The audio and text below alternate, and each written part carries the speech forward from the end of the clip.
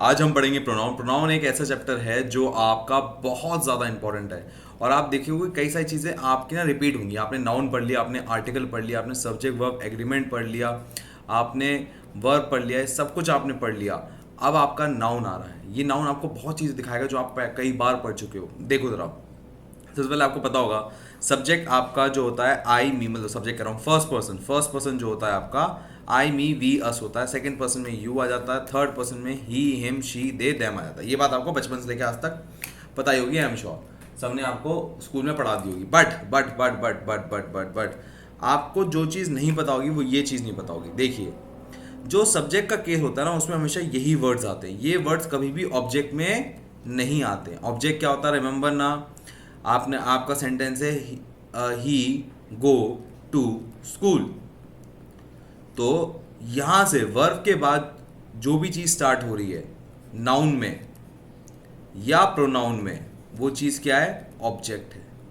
आपको बात समझ में आ रही है? तो ऑब्जेक्ट में जो आती है ना, यहाँ पर me us you him her them ये आता है। क्लियर है? नेगेटिव में देखो जरा, 1 2 3 ये क्या होता है?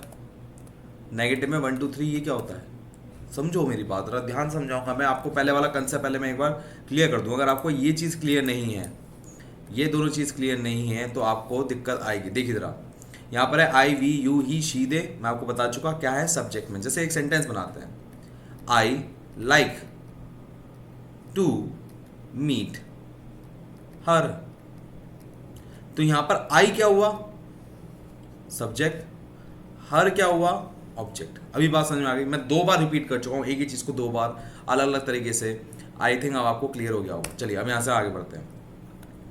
ओके, यहाँ से हम आगे बढ़ते हैं तो एग्जाम्पल हम ज़रा 2 3 थोड़े हम एडवांस वर्जन में एग्जाम्पल लेंगे। यहाँ से जो भी मैं आपको पढ़ा रहा हूँ ये आपके एग्जाम में आता है। देखिए, कोई भी नेगेटिव सेंटेंस हो, इसे हम कहते हैं एक्चुअली ध्वनि रूल। क्या कहते हैं? ध्वनि रूल। कोई भी नेगेटिव सेंटेंस हो तो वो 1 2 3 ऑर्डर में आता है। मतलब पहले आई आएगा, जैसे मान लो इंडियन क्रिकेट टीम हार गई, फिर यू आएगा, फिर ही आएगा। क्लियर है? बात समझ में आती है? तो यहां पर ध्यान से देखिए, I you and he are going to be suspended. समझ में आ रही? देखिए, सेंटेंस बड़ा सिंपल है। क्या यहाँ पर नॉट आया? नहीं, वो सिर्फ एक नेगेटिव सेंटेंस है। क्या ये एक नेगेटिव सेंटेंस? नेगेटिव सेंटेंस की खास बात क्या है? इसमें फीलिंग जो होगी नेगेटिव होगी।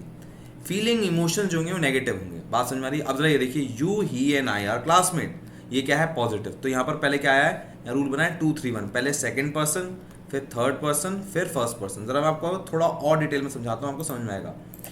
भाई, अगर धोनी जीतता है तो धोनी श्रेय किसको देता है जीतने का? वो देता है टीम को। टीम के बाद कोच को, कोच के बाद खुद को, कि हाँ मेरी ये थोड़ा बहुत रोल था। ठीक है ना? तो टीम यहाँ पर यू है, कोच यहाँ पर ही है, और धोनी यहाँ पर आई है। क्लियर है? तो यही बात यहाँ पर है। तो अगर पॉजिटिव सेंटेंस होगा तो इस फॉर्मेट में होगा, और नेगेटिव वे में आएगा तो फर्स्ट सेकंड थर्ड। बट क्या ये इस रूल पे भी अप्लाई होता है? यहाँ पर तो आई यू और ही नहीं आ रहा। अरे रूल सेम ही है मेरी जान, रूल सेम है। मुझे बताओ, यहाँ पर मुझे एक बात बताओ, यहाँ पर अगर पॉजिटिव सेंटेंस होगा तो खुद को क्रेडिट नहीं दोगे, हमेशा अपने आप को क्रेडिट आखिर में दोगे, पहले दूसरों को क्रेडिट दोगे। तो माई wife and I are going swimming. Clear है? आई एंड माई वाइफ नहीं हो सकता। अच्छा, अब यहाँ पर ना कई लोग मुझसे बड़े विचित्र सवाल पूछते हैं। मैंने बताया my wife and I are going, sir are कैसे आ सकता है, एम आएगा ना। अरे मेरी जान, मैंने नाउन चैप्टर पढ़ाया है। नाउन चैप्टर में पढ़ाया क्या है, जैसे राम एंड श्याम आ गया, राम एंड श्याम अलग अलग आदमी है, तो इसके लिए क्या आता है, आर आता है। तो यहाँ पर मेरी वाइफ और मैं भी तो अलग अलग ही हूँ ना, तो इसके लिए तो आर ही आएगा ना। आई होप मेरी बात आपको क्लियर हो गई होगी, बहुत ही सिंपल वे में। दोबारा बोल दे रहा हूँ, मेरी बात ध्यान सुनेंगे। मैंने क्या कहा कि माई वाइफ एंड आई आर, क्योंकि हम 2 लोग हैं। क्लियर है? बाकी आप यहाँ पर जरा देखो, यहाँ पर ध्यान से मैं क्या बोलने जा रहा हूँ, ये चीज़ें इंपॉर्टेंट है। जरा ये देखो, राम तारा एंड आई, पहले राम फिर तारा, इंटरचेंज भी कर सकते हो, लास्ट में आई। बस रूल क्या है, लास्ट में आई होना चाहिए। क्लियर है? यहाँ पर देखो, अगर मान लो यही रूल सेंटेंस के आखिर में लगाना हो तो this is for you and me आखिर में, मैं अपने आप को आखिर में रखूंगा जब भी पॉजिटिव सेंटेंस आएगा। मैं आपको कई बार बोल चुका हूँ, यहाँ पर भी आपको देखिए सेम रूल देखने को मिल रहा है। आई होप आपको क्लियर हो। हम आगे बढ़ते हैं जरा। अब यहाँ पर आई, ही और यू का प्लूरल कर देते हैं। आई का प्लूरल क्या होता है? वी, ही का दे और यू का यू ही रहता है। क्लियर है? तो यहाँ पर देखो, we you they arrive at the airport, we you they saw accident together. देख पा रहे हो आप? तो इसमें क्या है, चाहे सेंटेंस आपका पॉजिटिव में हो चाहे आपका सेंटेंस नेगेटिव में हो, फॉर्मेट यही रहेगा। पहले वी आएगा, फिर यू आएगा, फिर दे आएगा। पहले वी, फिर यू, फिर दे। क्लियर है? बात समझा दो, मैं आपको दिखाता हूँ। फॉर एग्जाम्पल मैं आपको एक सेंटेंस देता हूँ, बहुत ही प्यारा सेंटेंस है नेगेटिव में। We, you and they are going for trip. तो आपको यहाँ पर पॉजिटिव आ रहा है, ठीक है ना। We you they are not going for a trip, तो यहाँ पर तब भी यही फॉर्मेट आएगा। क्लियर है? याद रखें, जब सिंगुलर फॉर्मेट में होता है, जब सिंगुलर फॉर्मेट में होता है तो ये फॉर्मेट आता है, पर जैसे ये प्लूरल हो जाता है, जैसे ये प्लूरल हो जाता है, ये ऐसे आ जाता है। क्या मेरी बात क्लियर है? बहुत ही सिंपल है, बहुत ही सरल है, आई होप कोई दिक्कत नहीं होगी। क्लियर है? यहाँ से हम आगे बढ़ते हैं ज़रा। ओके, अब मैं आपको एक टिपिकल चीज़ सिखाने वाला हूँ। आई होप अगर आपको समझ में आए तो आप मुझे बताना कि हाँ समझ आ रही है। इस सेंटेंस में और इस सेंटेंस में फ़र्क क्या है? इस सेंटेंस में और इस सेंटेंस में फ़र्क क्या है? ज़रा ध्यान से देखो। यहाँ पर ओनली है, यहाँ पर ओनली मिसिंग है। ओनली जो वर्ड है यहाँ पर मिसिंग है। यहाँ पर इज़ है, यहाँ पर आर है। ज़रा देख के बताओ, मिला? दोबारा ध्यान से देखो, दोबारा देखो। यहाँ पर ओनली है, यहाँ पर ओनली कहीं भी नहीं है, और यहाँ पर इज़ है, यहाँ पर आर है। अभी ऐसा क्यों है? सेंटेंस सेम है, सेंटेंस सेम में, सेंटेंस में कोई दिक्कत नहीं है, क्योंकि सेंटेंस में ओनली आ गया है, ओनली आ गया है। इस वजह से पूरी की पूरी चीज़ एक सिंगुलर वे में एक्ट करेगी। क्लियर है? और यहाँ पर इज़, जबकि आपने पढ़ा था, मैंने आपको पहले पढ़ाया था कि मैन प्लूरल है तो हु के अकॉर्डिंग यहाँ पर आर बैठ जाएगा। यहाँ पर पढ़ाया था ना, हु से पहले जो सब्जेक्ट होता है उसके अकॉर्डिंग वर्ब आती। पढ़ाया था? पढ़ाया था कि नहीं पढ़ाया था? हाँ सर पढ़ाया तो था, याद तो आ रहा है। यहाँ देखो, यहाँ पर ओनली की बात नहीं आ रही है, मतलब कोई सिंगल ऑब्जेक्ट की बात नहीं हो रही है। इसका मतलब यहाँ पर मैन के अकॉर्डिंग आर आएगा। क्या मेरी बात समझ में आ रही है? बहुत ही सिंपल है, बहुत ही सरल है, कुछ खास नहीं। अब जरा यहाँ पर देखिए, each other, one another. Each other आता है दो लोगों के लिए, तो two country help each other. वहीं वन अनदर आता है प्लूरल, मतलब दो से ज़्यादा के लिए आएगा। The students help one another, बहुत सारे स्टूडेंट्स ने अपने आप ही मदद करी।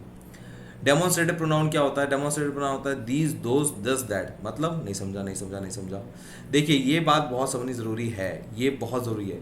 हमेशा दीज, दोज दूर की चीज़ों के लिए आती है, डिस्टेंट, डिस्टेंट चीज़ें के लिए। Those are my friend, those are my friend, तो थोड़ी दूरी पे खड़े हैं। रूल नंबर 1, थोड़ी डिस्टेंट पे खड़े हैं। रूल नंबर 2, दूरी पे खड़े हैं और यहाँ पर डिस्टेंस पे खड़े हैं, और वो बहुत सारे हैं प्लूरल फॉर्म में, तो मैं दीज या दोज का इस्तेमाल करूँगा।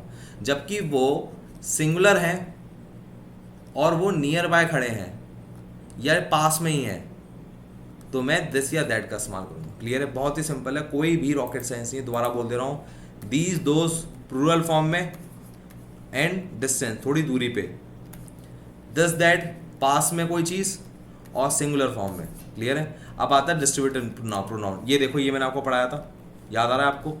नाइदर, प्लूरल नाउन, फिर सिंगुलर वर्ब, याद आ रहा है? ये देखो, प्लूरल नाउन, सिंगुलर वर्ब, याद आ रहा है? आगे देखिए, none of the 7 players are performing well. None of the 7 players are performing well. यहाँ पर क्या है? यहाँ पर क्या हो रहा है? जरा देखो, जरा ध्यान से देखो।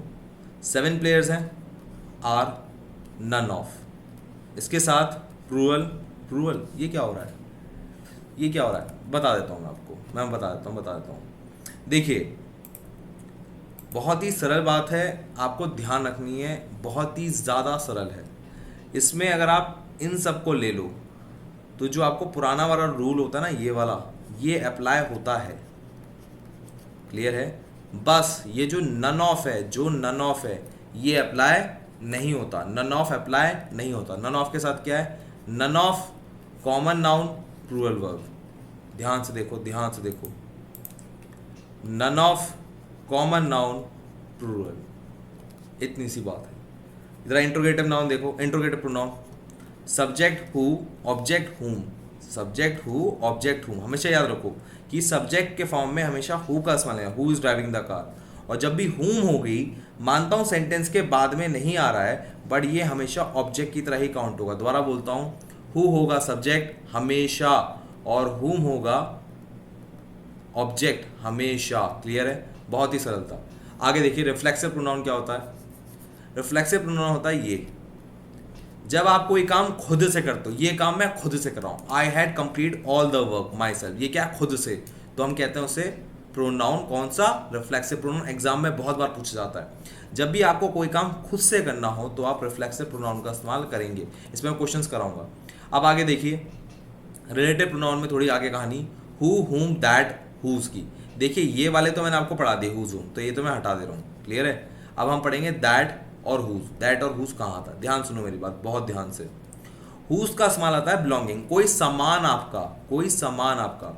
हुज बैग इज दिस, है ना। हम ये नहीं कहेंगे हुज कमिंग विद मी, हम ऐसे नहीं कहते हुज कमिंग विद मी, गलत है।